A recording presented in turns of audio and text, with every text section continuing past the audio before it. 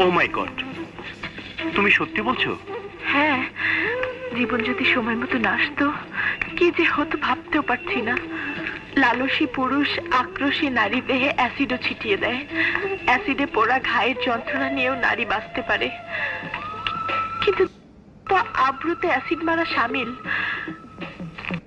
নারীর স্থান এ সমাজে কোথায় বলতে পারো জীবন?